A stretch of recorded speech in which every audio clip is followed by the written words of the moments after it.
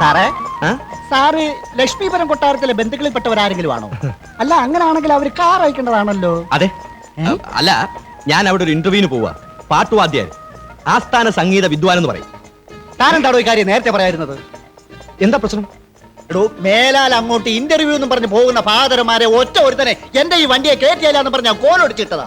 എന്താ അവരാരും കാശ് തരികയല്ലേ? കാശ് വന്നാല് പെടലി അടിച്ച് ഞാൻ ഓടിക്കും. അത് വേറെ. എടോ, ഒരു 25 ഭാഗവതരന്മാരെ എന്റെ ഈ വണ്ടിയെ ഞാൻ കയറ്റിയിട്ടുണ്ട്. ഓ, 25. ആ 25 പേരും കരഞ്ഞോണ്ട് തിരിച്ചു പോയിട്ടുണ്ട്. അതെന്തോത്തിനാ? ജോലി കിട്ടാനിട്ടാ? എടോ, കൊട്ടാരത്തിലുള്ളവർക്ക് പിടിക്കത്തില്ലടോ. പിന്നെ അതുങ്ങൾ ബസ് സ്റ്റാൻഡിൽ വന്ന് കരഞ്ഞോണ്ട് ഒരു നിപ്പുണ്ട്. ഓ, സത്യം പറഞ്ഞ ചങ്ക് തകർന്നു. എന്റെ കാര്യത്തിൽ ഏതായാലും ആശാൻ വിഷമിക്കണ്ട. ഞാൻ അങ്ങനെ ചുളുവി മടങ്ങിപ്പാൻ വന്നവനൊന്നും അല്ല. വന്ന കാര്യം സാധിച്ചിട്ടേ ഞാൻ മടങ്ങി പോകത്തുള്ളൂ. എനിക്ക് തോന്നുന്നില്ല. എനിക്ക് തോന്നുന്നുണ്ട്. എടോ, കൊട്ടാരത്തിൽ ഒരു റിസീവർ ഉണ്ട്. അയാൾ ആളൊരു മോഷണനാ. ഒരുവിധപ്പെട്ട ഭാഗവതരന്മാരെ ഒന്നും അയാൾക്ക് പിടിക്കത്തില്ല. റിസീവർ? ആ, ഇതെന്താ ടെലിഫോൺ ഓഫീസാ?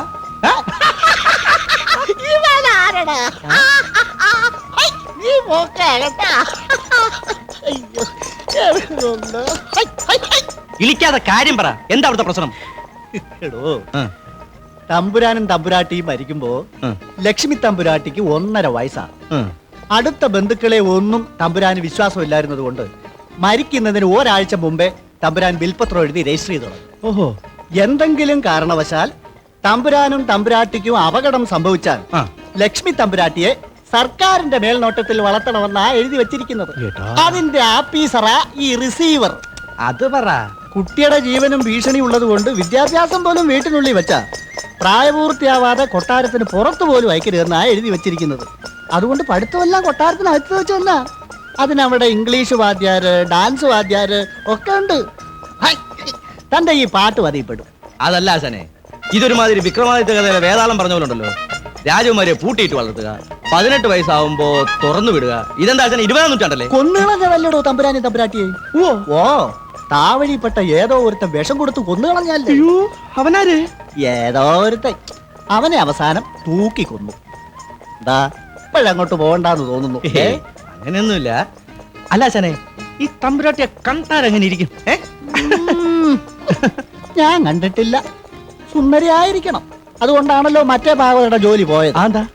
ആ പാവം ഭാഗവതര തമ്പുരാട്ടിയെ ഒന്ന് ഞോണ്ടി റിസീവർ അവനെ ചവിട്ടി കുഴച്ചവന്റെ പതപ്പ് കലക്കി. ഓഹോ, അപ്പൊ തമ്പുരാട്ടി അതിനൊന്നും സമ്മതിക്കുന്ന കൂട്ടത്തിലല്ലേ?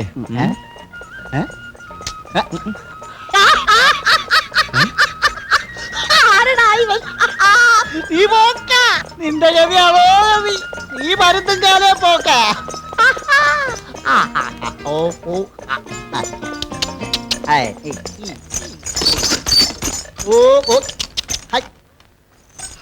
ഇവിടെ ഇറങ്ങിക്കോ. ഇനി അങ്ങോട്ട് നമ്മുടെ കുതിരവണ്ടി പ്രവേശനമില്ല. എത്ര കൂലി? 8 രൂപ.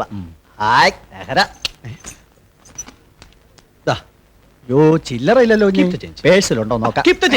വേണ്ട ചേട്ടാ, പേഴ്സ് എടുക്കണ്ട. വേണ്ട, ആരുടെ ഓശാരം ഒന്നും വേണ്ട. അയ്യോ ചേട്ടാ, ഇത് ഓശാരമല്ല. ഓശാരമല്ല, എന്റെ സ്നേഹം കൊണ്ടല്ലേ.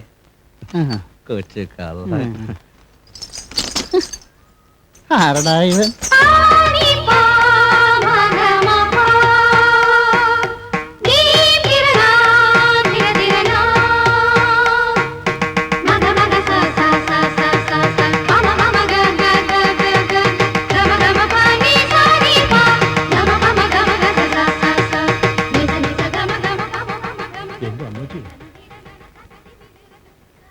ഇവിടെ ആരുമില്ലേ? ശൂന്യം. ഇതെന്തൊരു കൊട്ടാരം? വെല്ലുമില്ല, പുല്ലുമില്ല. ഒരു മണിയെങ്കിലും വാങ്ങിച്ച് കെട്ടിക്കൂടെ? അയ്യോ അയ്യോ, എന്താടാ ഇത്? കഥവ് ചവിട്ടി പൊളിക്കുകയാണോ? ഞാൻ ചവിട്ടിയില്ല, ഇടിച്ചേ ഉള്ളൂ. നിനക്ക് ഇടിച്ചു പൊളിക്കാനാണ് കഥ ഉണ്ടാക്കി വെച്ചിരിക്കുന്നത്? ആരാ? എന്താ വേണ്ടത്? എനിക്ക് റിസീവർ സാറിനെ ഒന്ന് കാണണമായിരുന്നു. ഇതേ കൊട്ടാരമാണ്, ഓഫീസ് അവിടെയാ. അല്ല, ഈ തമ്പുരാട്ടിയാണോ? അല്ല, ജോലിക്കാരി. വിഷ്ണു, താൻ എവിടെയാ സംഗീതം പഠിച്ചേ? തൃപ്പൂണിത്തറ. അല്ല, പാലക്കാട്. എവിടെ നിങ്ങൾ തീർത്തു പറയടോ. 2 പഠിച്ചിട്ടുണ്ട്.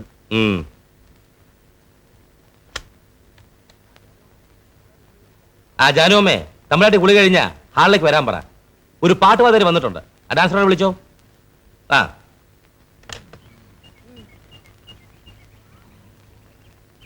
രാവിലെ മൂക്ക് മുട്ട തിന്നേച്ച് കിടന്ന് ഉറങ്ങുക.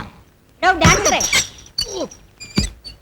ഒരു പാട്ടുവാദ്യർ വന്നിരിക്കുന്നു, അതിനെ ഇന്റർവ്യൂ ചെയ്യാൻ. ഓ, പാട്ടുപാതര് വന്നല്ലേ.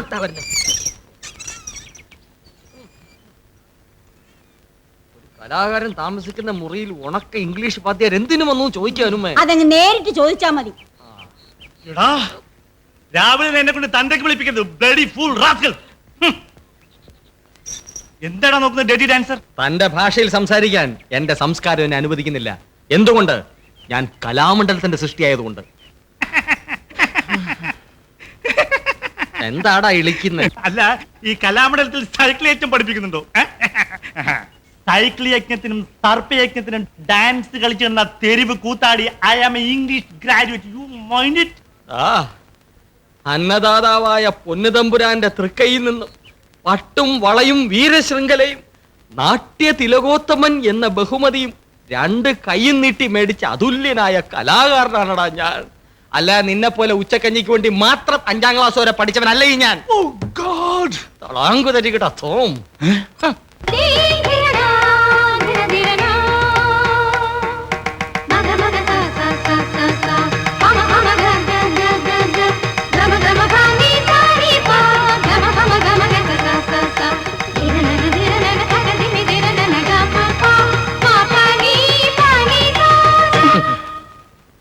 പാട്ടുവാദ്യാർ. എന്താ തന്റെ പേര്? വിഷ്ണു. കൈതത്ര താഴത്ത് വിഷ്ണു നാരായണൻ കെ. കേട്ടപ്പോഴേ മനസ്സിലായി. അയ്യാം നാട്യതിലകോത്തമൻ നടനം നാണു ഈ കൊട്ടാരത്തിലെ ആസ്ഥാന ഡാൻസറാണ്. ഭാഗവതരാണെന്നല്ലേ പറഞ്ഞത്? അതെ.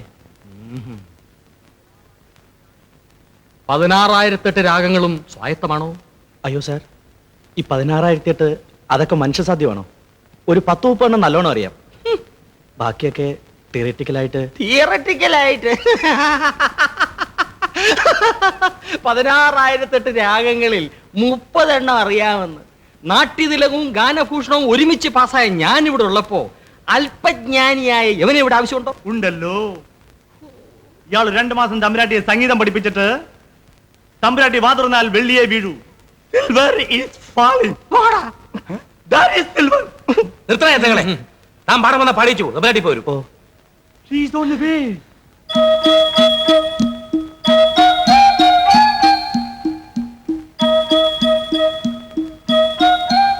നമോ വാഗം. കൈയെടുത്തൊഴടോ ഭാഗവതരെ.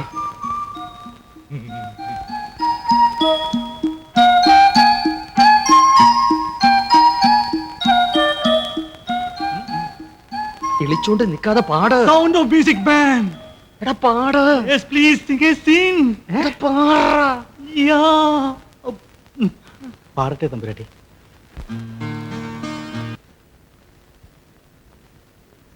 ഈ സ്വപ്നം കാണലൊക്കെ ഒരു 3 മാസം കഴിഞ്ഞു മതി. മേജരാവട്ടെ. ഓ, അല്ലേ ഇപ്പൊ സർക്കാർ കണക്കിലാണോ സ്വപ്നം കാണാൻ പറ്റുന്നേ? അത് 10-15 വയസ്സിലേ കണ്ടു തുടങ്ങും അല്ലേ? ഒന്ന് പോ ജാനമ്മേ. ആ വിഷ്ണു കൊള്ളാം അല്ലേ? അല്ല, വിഷ്ണുവിന്റെ പാട്ട്. ഓ, എവിടെ? അവന്റെ വയറ്റിപ്പഴപ്പിന് കൊള്ളാം. അവന്റെ മുഖത്തൊരു കള്ള ലക്ഷണം ഉണ്ടല്ലേ കുഞ്ഞെ? ഈ ജാനുമ്മയ്ക്ക് വിഷ്ണുവിനോട് അസൂയ. അതെ, കുഞ്ഞ് നല്ല ആമ്പിളയുടെ പാട്ട് കേൾക്കാഞ്ഞിട്ടാ. എനിക്ക് വേറെ ആരുടെയും പാട്ട് കേൾക്കണ്ട, വിഷ്ണുവിന്റെ പാട്ട് കേട്ടാ മതി. അങ്ങനെ 1ാം റൗണ്ടും സക്സസ്. ഇവിടെ തോമാച്ച 3 മാസം എന്നൊക്കെ പറഞ്ഞാൽ ദാൻ അങ്ങ് പോവും. ആ പോവും. കളിക്കാടോ. പെണ്ണ് മേജറായി കഴിഞ്ഞാൽ കോടതി കണക്കെല്ലാം കൂടെ ചോദിക്കും. പ്രഥമ ക്രിസ്ത്യാനി അഴിമതി അല്ലേടോ ലക്ഷക്കണക്കിന് രൂപയുടെ? ലക്ഷക്കണക്കിനല്ല, കോടിയുടെ അടുത്ത് വരും. ഈ കണക്ക് കോടതി പോയാൽ കൊടുക്കും. താനെന്നെ പൊളിച്ച സിയക്കാരനാടോ. ഈ കാണുന്ന കാശക്കാരോട് വാങ്ങിയിട്ട് വിചാരിച്ചൊന്ന് ബാലൻസ് ചെയ്യാൻ പറ്റത്തില്ലേ? കണക്ക് കൊണ്ട് കാണിക്കാവുന്ന അഭ്യാസങ്ങൾക്കൊക്കെ ഒരു പരിധിയുണ്ട്. ഞാനെന്നല്ല, ചിത്രഗുപ്തം വിചാരിച്ചാലും തന്റെ കൊട്ടാരത്തിലെ കണക്ക് ടാലി ചെയ്യാൻ ഒക്കില്ല. ഷോ, തന്നോടൊന്ന് സീരിയസ് ആയിട്ട് ആലോചിക്കാൻ വേണ്ടി ആ ക്ലബിൽ വേണ്ട ഇവിടെ വരാൻ പറഞ്ഞത്. അപ്പൊ അയാളുടെ ഒരു വർത്തമാനം. എടോ, വേറെ വഴിയുണ്ടോ? താനെന്ന് സൂചിപ്പിച്ചതുപോലെ തന്റെ മോൻ സുധാകരനും ആ തമ്പുരാട്ടിക്കുട്ടിയായിട്ടുള്ള വിവാഹം നടത്തണം. ഓ, എവിടെ? ഇവിടെ 2 കൊല്ലം മുമ്പ് അവൻ ട്രൈ ചെയ്ത് ആകെ കുളവാക്കിയതല്ലേ. പിന്നെ ഒന്ന് ശ്രമിച്ചു നോക്കാവുന്നേ ഉള്ളൂ. ശ്രമിച്ചു നോക്കണം. എടോ, ആ പെണ്ണിന് അവനെ തീരെ ഇഷ്ടമല്ല. പിന്നെ ഇനിയിപ്പോ ശ്രമിച്ച് 2 മാസം കൊണ്ട് നടക്കുമെന്ന് എനിക്ക് തോന്നുന്നില്ല. വേറെ വല്ല വഴിയുണ്ടോ? ഒരു വഴിയുണ്ട്. മേജറായി കഴിഞ്ഞാലും പെണ്ണ് തന്റെ കയ്യിൽ നിന്ന് പുറത്തു പോകാതിരിക്കുക. അതെങ്ങനെ? കുറച്ചു കാലം കൂടി ഇദ്ദേഹത്തെ എനിക്ക് വിശ്വാസമാണ്. ഇദ്ദേഹം എന്റെ രക്ഷകർത്താവായി തുടരണമെന്ന് പെണ്ണങ്ങ് പറഞ്ഞാൽ പ്രശ്നം തീർന്നു. അതേതായാലും നടക്കില്ല. മേജറാകുമ്പോൾ മരിച്ചുപോയ തമ്പുരാന്റെ ഒസ്യത്വം പ്രകാരം പെണ്ണിന്റെ കല്യാണം നടത്തണം. വന്നു കയറുന്നവൻ എത്രക്കാരനാണെന്ന് എങ്ങനെ അറിയും? പിന്നെ കാര്യത്തിലെടുക്കുമ്പോ മുറച്ചെറുക്കനുണ്ടല്ലോ രവിവർമ്മ, അയാളും ചാടി വീഴും. ഇപ്പൊ ഒരു 3-4 മാസമായിട്ട് അവൻ സൈലൻസില്ല. അവന്റെ ശബ്ദത്തെക്കാൾ കൂടുതൽ ആ സൈലൻസ് എന്നെ ഭയപ്പെടുത്തുന്നു. അതെന്തുമാകട്ടെ, നിയമപരമായിട്ട് അയക്ക് അവകാശമൊന്നുമില്ലല്ലോ. ലക്ഷ്മിക്ക് ഏതായാലും അയാൾ ഇട്ടുവല്ല. താൻ സുധാകരനെ വെച്ച് ഒരു ലാസ്റ്റ് ആൻഡ് ഫൈനൽ കളി കളിക്ക്. അതും സക്സസ് ആയില്ലെങ്കിൽ ഞാനകത്ത്.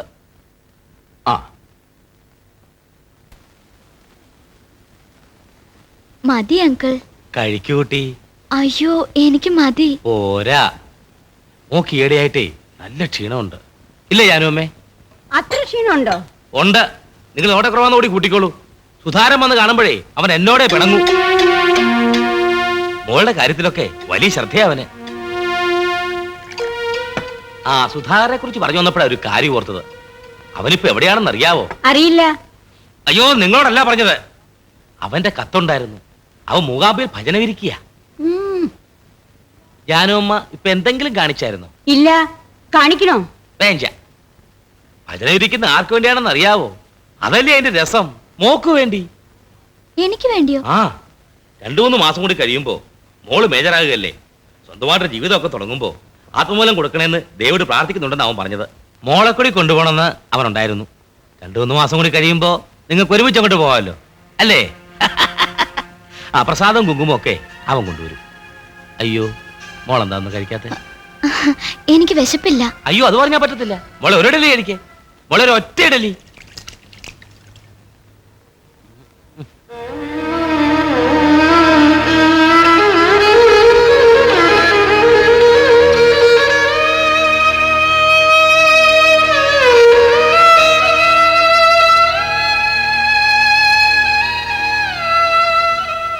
മോളെ, മോളെ, മോളെന്തിനാ വിഷമിക്കുന്നത്? ഇത് മോളുടെ കൊട്ടാരം. മോക്ക് ഇഷ്ടമല്ലാത്തവരെ വരണ്ടാന്ന് പറയണം. ഞാനത് എങ്ങനെ അങ്കിളിനോട് പറയാ? സുധാകരന്റെ കാര്യം ഓർക്കുമ്പോഴേ എനിക്ക് പേടിയാ.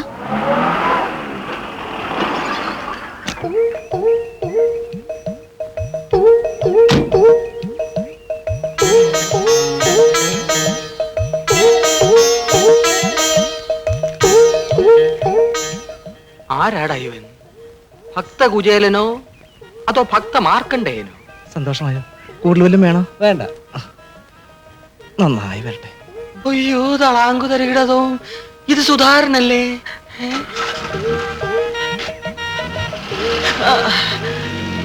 സുധാര, ഇതെന്ത് കോലം? നിനക്കിതെന്ത് പറ്റി? ശരീരവും മനസ്സും ഒക്കെ ശുദ്ധമായിക്കോട്ടെ എന്ന് കരുതി ഞാൻ മൂകാംബികയിൽ ഭജനം ഇരിക്കുകയായിരുന്നു. നീയോ? എന്തരിന്? ഗൃഹസ്ഥാശ്രമത്തിലേക്ക് പ്രവേശിക്കാൻ. അപ്പൊ ഇതിനു മുമ്പ് പ്രവേശിച്ചതൊക്കെയോ? അത് വല്ലതൊരു പ്രവേശനമാണോടോ? നടനം ഇനിയല്ലേ ശരിയായ പ്രവേശനം. ഞാൻ ലക്ഷ്മിയെ അച്ഛനൊക്കെ ഒന്ന് കാണട്ടെ. പ്രസാദം തരാൻ കേട്ടോ. 3 മാസം കൂടിയേ ഉള്ളൂ തമ്പുരാട്ടി മേജറാകാൻ. ഗൃഹസ്ഥാശ്രമികൾ ഓരോരുത്തരായിട്ട് വന്നു തുടങ്ങി.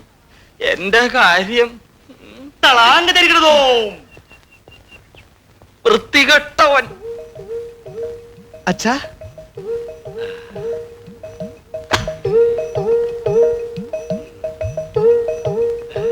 നീ വരുന്ന വണ്ടി കൃത്യമായിട്ടൊന്ന് അറിയിച്ചിരുന്നെങ്കിൽ ഞാൻ കാർ അയക്കുമായിരുന്നല്ലോ. അതിന്റെ ഒന്നും ആവശ്യമില്ല. ജയ് മൂകാംബികേ. ഇങ്ങനെ വിളിക്കുന്ന പോലെ വിളിക്കാടാ, വല്ലവരും കേക്കും. ജയ് മൂകാംബിക. ജയ് മൂകാംബിക. ആരാണ്ട് വരുന്നുണ്ടാ? എന്റെ ഗുരുവായൂരപ്പ. ജയ് മൂകാംബിക. ലക്ഷ്മി എവിടെ ജാനുവമ്മേ? ഞാൻ വന്നെന്ന് പറയൂ. പറയാം. ആ നീ യാത്ര ചെയ്ത് ക്ഷീണിച്ചു വന്നതല്ലേ, കുളിക്കാൻ നനയ്ക്കോ മറ്റോ ചെയ്യേ. ഓ രാവിലെ ഹോട്ടലിൽ നിന്ന് കുളി തന്നെ കഴിഞ്ഞാ ഈ കോലം കിട്ടിയത്. അല്പം ഓവറാണ് മോനെ നിന്റെ ഈ കോലം. അച്ഛാ ഒരു സൈസ് മറ്റേ വർത്താനം പറഞ്ഞോളല്ലോ, തന്തയാണെന്ന് ഞാൻ വിചാരിക്കല. ദാ, ഓ മനുഷ്യനെ പിടിച്ചോ കോലം കെട്ടിച്ചിട്ട്. നിർത്ത്, വല്ലവരും കേൾക്കും. നീ ആ പെണ്ണിന്റെ റൂമിലേക്ക് ചെല്ലേ. കുഞ്ഞേ, ആ ജന്തു വന്നിട്ടുണ്ട്. ആര്? സുധാകരൻ? ആ. എന്റെ ജാനുമ്മേ, എനിക്ക് വയ്യ. എങ്ങനെ ഒന്ന് ഒഴിവാക്കുന്നേ? അവൻ വന്നേച്ച് പൊയ്ക്കോളൂ. കള്ളൻ മൂവാമ്പിന്നുള്ള വരവാ. വന്നാ പോകത്തില്ല. അതും ഇതൊക്കെ പറഞ്ഞിരിക്കും. അതിന് ഞാൻ വഴി കണ്ടിട്ടുണ്ട്. ആ വിഷ്ണുവിനെ ഇങ്ങോട്ട് വിളിക്കാം. പാട്ട് പഠിക്കാനുണ്ടെന്ന് പറയാം. തൽക്കാലത്തേക്ക് ഒഴിയല്ലോ, ബാക്കിയുള്ളത് പിന്നെ നോക്കാം. ആ വേഗം വിളിപ്പിക്കാം.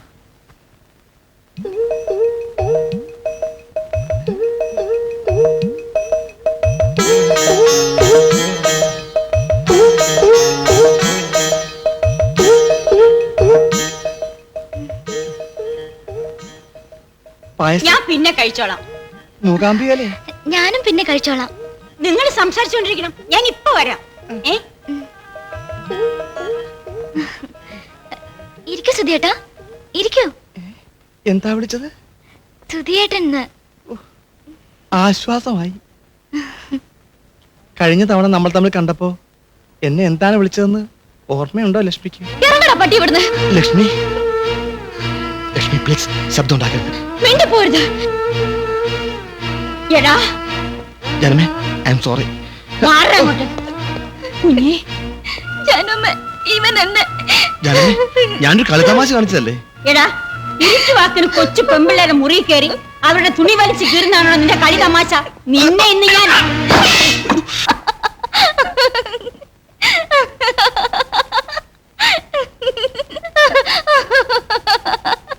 ലക്ഷ്മി അതൊന്നും മനസ്സിൽ വെച്ചിട്ടില്ലല്ലോ അല്ലേ? ഏയ് ഇല്ല. സുധിയേട്ടനോ? ഞാനത് അപ്പോഴേ മറന്നു. ലക്ഷ്മി മറന്നു എന്ന് പറഞ്ഞത് സത്യം തന്നെ അല്ലേ? അതേന്നെ. ഓ അത് മതി. മൂകാംബികയിൽ ഭജന ഇരുന്നപ്പോൾ തന്നെ എനിക്കൊരു ദർശനം ഉണ്ടായി. ലക്ഷ്മി എല്ലാം എന്നോട് ക്ഷമിച്ചെന്ന്. ലക്ഷ്മിയോട് ക്ഷമ ചോദിക്കുന്ന പോലെയാ ഞാൻ അവിടെ ചെന്ന് ദേവിയോട് ചോദിച്ചത്. ലക്ഷ്മിയും സരസ്വതിയും പാർവതിയും എല്ലാം കൂടിയതാണല്ലോ മൂകാംബിക. ആ നമ്മൾ ഒരുമിച്ച് ഇനി എവിടെയൊക്കെ പോകേണ്ടതല്ലേ? അതെന്തിനാ? അതൊക്കെ ഉണ്ട്. ആ അവിടുത്തെ ഒരു ചടങ്ങ് എങ്ങനെയാന്ന് ചോദിച്ചാല്, രാവിലെ എഴുന്നേറ്റ് 5 മണിക്ക് സൗപർണയിൽ പോയി കുളിച്ച് അമ്പലത്തിൽ നടയിലോട്ട് വന്ന് കണ്ണു അടച്ച ഒറ്റ ഇരുപ്പാ. മനസ്സിൽ ദേവി, അമ്മേ നാരായണ, ദേവി നാരായണ, ഭദ്രേ നാരായണ, ലക്ഷ്മി നാരായണ എന്ന അക്ഷരലക്ഷങ്ങൾ ജപിക്കും. അങ്ങനെ ജപിച്ച് ജപിച്ച് അങ്ങ് പരബ്രഹ്മത്തിൽ ലയിക്കും. പക്ഷേ ഇടയ്ക്ക് മനസ്സൊന്ന് ചഞ്ചലപ്പെട്ട് കേട്ടോ. ചില സമയത്ത് സരസ്വതിയുടെയും പാർവതിയുടെയും ഭാവങ്ങൾ അങ്ങോട്ട് മാറിയിട്ട് ലക്ഷ്മി ദേവി മാത്രം മുന്നിൽ വരും. പിന്നെ ആ ലക്ഷ്മിക്ക് രൂപം ഉണ്ടാകും. ആ രൂപം ഈ ലക്ഷ്മിയുടെ.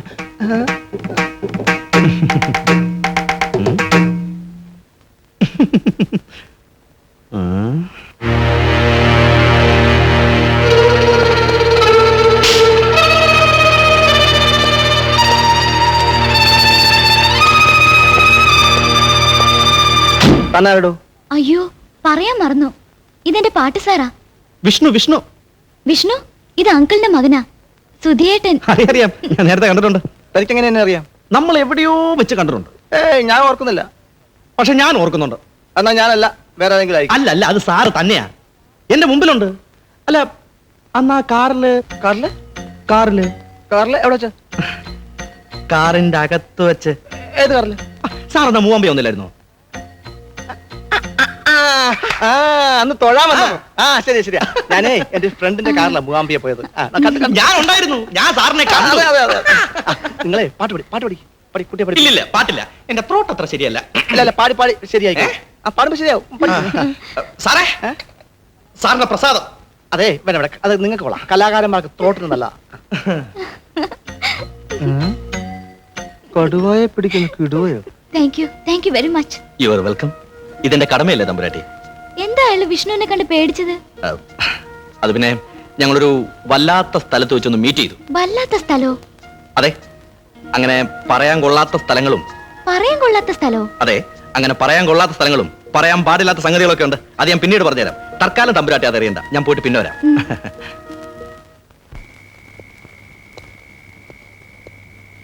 വിഷ്ണു, വിഷ്ണു. Hello Vishnu bye. ഇതായിട്ട് സുധാകർ സാറോ? എടോ, ഒറ്റയ്ക്കൊരു കമ്പനി ഇല്ലാതെ എങ്ങനെ ഇതിനകത്ത് കഴിച്ചു കൂട്ടുന്നതോ? നമ്മളൊക്കെ ചെറുപ്പക്കാരല്ലേ? എനിക്ക് തന്നെ കണ്ടപ്പോഴേ ഇഷ്ടപ്പെട്ടു, അതാ ഞാൻ വന്നേ. ഇവിടെ വെച്ച് കണ്ടപ്പോഴോ അതോ അവിടെ വെച്ച് കണ്ടപ്പോഴോ? ഓടാ കാണാ സാർ പറഞ്ഞു. ഇരിക്കണം സാർ.